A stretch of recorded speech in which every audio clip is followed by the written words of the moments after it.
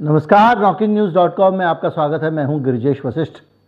एक नया विवाद कश्मीर को लेकर खड़ा हो गया है और ये विवाद जितना बड़ा नहीं है उतना एक रिएक्शन है, एक तगड़ी प्रतिक्रिया है जो सरकार की तरफ से आई है। एक लेख है न्यूयॉर्क टाइम्स में जो छपा है, लेख है, माफ़ कीजिएगा, कोई इन्वेस्टिगेटिव रिपोर्ट नहीं है, कोई खोजी खबर नहीं है और ना ही कोई आरोप है। एक व्यक्ति एक लेख लिख रहा है, उसमें कुछ एकेडमिकल एस्पेक्ट पहलुओं को डिस्कस कर रहा है। उस लेख में, उस लेख को भारत में भारत का अपमान, भारत की बुराई वगैरह वगैरह के साथ में जोड़ा जा रहा है। जैसे राहुल गांधी का अभी हाल का जो भाषण था, उसको ये बना दिया गया कि वो भारत की बुराई कर रहे हैं, भारत के खिलाफ बोल रहे हैं और उसको लेकर बहुत सारा विवाद खड़ा हो गया। कांग्रेस पार्टी भी उसको हैंडल नहीं कर पाई। लेकिन जो बौद्धिक विचार विमर्श है उसकी अगर इस तरह से टांग तोड़ दी जाएगी तो इस देश का भला कैसे हो पाएगा। आज हम बात करेंगे कि वो लेख, जिस लेख से ज़्यादा उसकी प्रतिक्रिया छप रही है, उसमें क्या है वो समझें।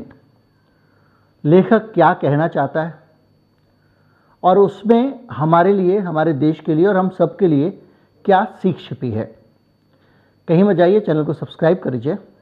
मैं अभी हाजिर होता हूं। बात करेंगे इस लेख के बारे में जो न्यूयॉर्क टाइम्स में छपा है कश्मीर को लेकर, और उस पर बीजेपी की प्रतिक्रिया के बारे में और भारत के मीडिया की कवरेज के बारे में। मैं अभी आया।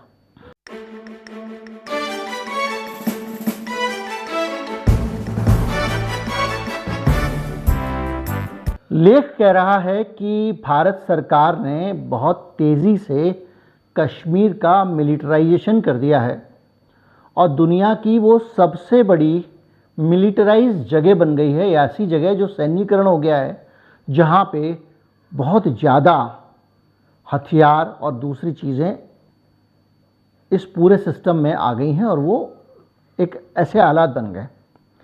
लेखक जो लिख रहा है उसका जो आधार, जो वो कहना चाह रहा है, उसके पीछे, अब इसको आप भारत की बुराई कह सकते हैं अगर आप कहना चाहें तो। ठीक उस तरह से जो होली पे एक विज्ञापन आया, उसको लोगों ने हिंदू धर्म की बुराई कह दिया। लेकिन हम इस सब चक्कर में नहीं जाएंगे, ये ट्रोल्स वाली बातों में नहीं जाएंगे। हम ये समझेंगे, वो ये कहना जा रहा है कि कश्मीर में 1990 में कुछ वीडीसीज बनी थी, विलेज डिफेंस कमेटी, यानी ग्राम रक्षा समितियां। ग्राम रक्षा समितियां हमारे यहाँ पे भी होती हैं, नगर रक्षा समिति भी होती हैं। तो जो वीडीसी बनी थी, ग्राम रक्षा समिति बनी कश्मीर में, इस लेख का कहना यह है कि सरकार ने अभी हाल के सालों में इन ग्राम रक्षा समितियों के कारण कश्मीर में बहुत ज़्यादा हथियारों का इस्तेमाल बढ़ा दिया है।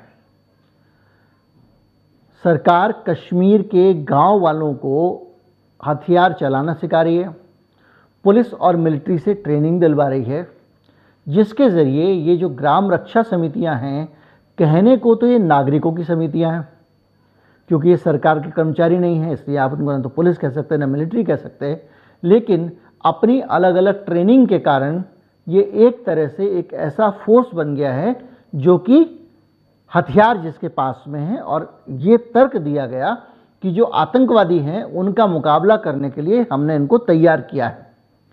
लेकिन लेख कहता है कि इसके कारण बहुत सारे नुकसान हुए हैं। एक नुकसान तो साफ दिखाई देता है कि भाई आपने क्या किया कि कश्मीरियों को कश्मीरियों से बढ़ा दिया। जैसे सलवा जुडूम याद कीजिए, छत्तीसगढ़ में बनाया गया था, नागरिकों के समूह बना दिए। वो नागरिकों के समूह ही नक्सलवादियों पे हमला करते थे और नक्सलवादी उन पे हमला करते थे। तो वैसे करीब करीब एक एडमिनिस्ट्रेशन की व्यवस्था, और आमतौर पर मैं आपको बताऊँ कि ये कोई नई चीज़ नहीं है, दुनिया भर में ये, इसको भारत की बुराई के तौर पर आप देखें तो देख लें जिसको देखना है। दुनिया भर में जो प्रशासन होता है ना, मैं हमेशा कहता हूँ, इतना भोला भाला नहीं होता है। वो साम दाम दंड भेद जनता के खिलाफ सब अपनाता है। तो ये जो कमिटियां हैं, इनको दे दी गई है पावर। उसको पावर देने के बाद ये हुआ है कि बड़ी संख्या में गांव वाले डरने लगे हैं और उनको लगता है कि इन कमेटियों के आने के कारण अब आतंकवादी हम पे और ज़्यादा हमले करेंगे, हम और असुरक्षित हो गए, पहली चीज़। दूसरा, एक पक्ष ये भी है जिसको लगता है कि भाई अगर हथियार हैं, कुछ रक्षा है, तो कम से कम आतंकवादी हम पे हमला करने की हिम्मत नहीं करेंगे। लेकिन इसमें एक तीसरी चीज़ और निकल के आ रही है, और वो चीज़ ये है कि कमेटी के लोग ही ऐसे लोग पावरफुल हो गए हैं जो पहले से कोई बहुत सोशल एलिमेंट नहीं थे और उन्होंने लोगों को टॉर्चर करना शुरू कर दिया है। और यहाँ तक कहा जा रहा है कि ये जो इस लेख में लिखा गया है कि जो ग्राम रक्षा समितियों के लोग थे उन्होंने एक्स्ट्रा जुडिशियल किलिंग्स की हैं, यानी फर्जी मुठभेड़ में लोगों को मार देना वगैरह वगैरह। जैसे अभी ये हो रहा है कि पुलिस मुठभेड़, अगर एक्स्ट्रा जुडिशियल किलिंग मतलब कानून के दायरे से बाहर जाकर किसी की हत्या कर देना, ये आरोप लग रहा है। इसके अलावा तरह तरह के human right abuse, extra judicial killing, torture और दूसरी चीज़ों के आरोप इस पर लगा दिए गए हैं। सरकार लगातार इन कमेटियों की एक तरह से इनको वो कर रही है, इनको संरक्षण देती है और इनके बीच में और आतंकवादियों के बीच में अनेक क्लैशेस हो चुके हैं और इसके कारण वहाँ पे हालात बिगड़ते जा रहे हैं और इस इलाके की शांति जो है वो लंबे समय के लिए खराब हो गई है।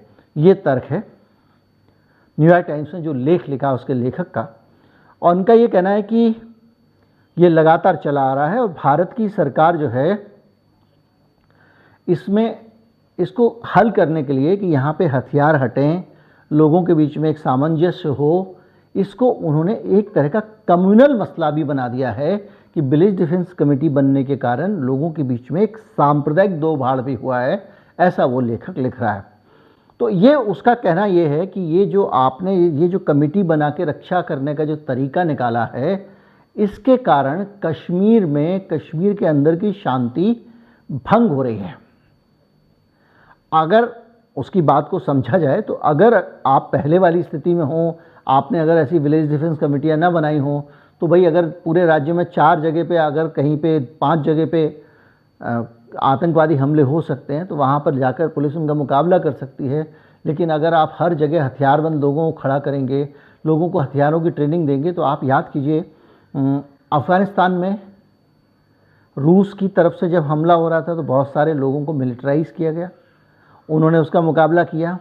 अमेरिका ने उनको स्टिंगर मिसाइल दी, ऑपरेशन साइक्लोन सब याद होगा आपको। और बाद में क्या हुआ? बाद में ये हुआ कि जब स्थितियां बदली तो जिन लोगों को आपने हथियारों से लैस किया था वो खुद ही बेकाबू हो गए, जिसका खतरा एक बना रहता है हर समय। लेकिन ये सब चीज़ें जो है ना, देखिए अभी इन सब चीज़ों को आप किसी देश की निंदा, मेरे देश का अपमान के तौर पे अगर आप देखते हैं तो आप इसको थोड़े से छोटी जहनीत से देख रहे हैं।